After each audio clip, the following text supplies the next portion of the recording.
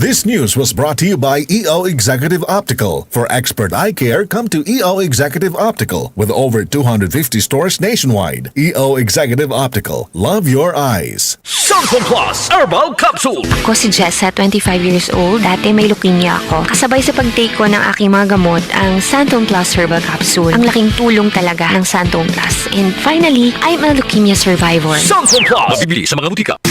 Boom, papaya, white rose papaya, yeah, yeah, yeah. Boom, puti ka in 7 days, oh yeah, yeah, yeah, yeah, yeah, yeah.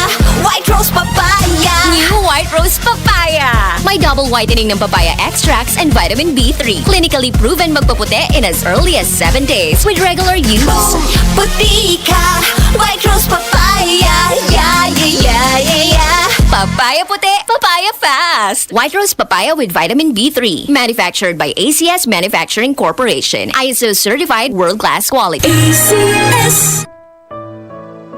Pagbasa sa Aklat ng Kawikaan, Kabanata 13, Talata 1 hanggang 25. Ang anak na may unaway nakikinig sa kanyang ama, ngunit walang halaga sa palalo ang paalala sa kanya. Natatamo ng mabuti ang bunga ng kanyang kabaitan, ngunit ang ninanasan ng masama ay puro karahasan. Ang maingat magsalita ay nag-iingat sa kanyang buhay, ngunit ang taong madaldal ay nasasadlak sa kapahamakan. Ang tamad ay nangangarap ngunit hindi natutupad, ang hangarin ng masikap ay laging nagaganap. Ang taong matuwid ay namumuhay sa kasinungalingan, ngunit ang salita ng masama ay nakakahiyang pakinggan. Ang mabuti iniingatan ng kanyang katuwiran, ngunit ang masamay ipinapahamak ng likong pamumuhay. May taong nagkukunwang mayaman subalit wala naman, ngunit ang iba'y nag-aayos mahirap bagaman sila ay mayaman. Ang yaman ng isang tao ay pantubo sa kanyang buhay, ngunit sa isang mahirap, ito ay hindi nakababahala. Ang matuwid ay tulad ng maningning na ilaw, ngunit ang masama ay lamparang namamatay. Ang kapalaluan ay nagbubunga ng kaguluhan, ngunit ang pakikinig sa payo ay nagbabadya ng karunungan. Ang kayamanang tinamo sa daya ay madaling nawawala, ngunit ang kayamanang pinaghirapan ay pinagpapala. Ang matagal na paghihintay ay nagpapahina ng kalooban, ngunit ang pangarap na natupad ay may dulot na kasiyahan. Ang nagwawalang bahala sa payo ay hahantong sa sariling kapahamakan, ngunit ang nagpapahalaga sa utos ay gagantimpalaan. Ang mga turo ng matalino ay bukal ng buhay. Ito ay maglalayo sa bitag ng kamatayan. Ang katalinuhan ay umaani ng paggalang, ngunit ang kataksilan ay naghahatid sa kapahamakan.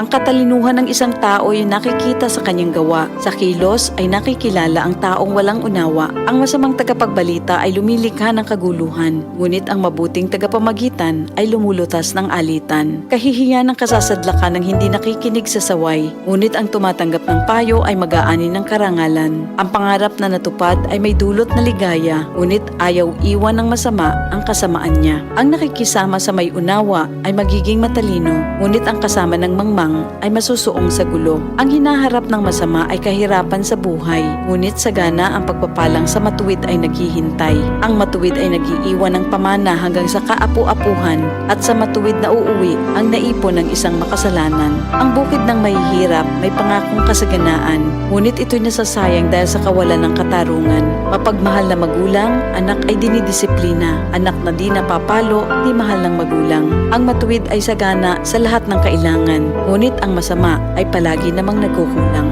Ito ang salita ng Diyos.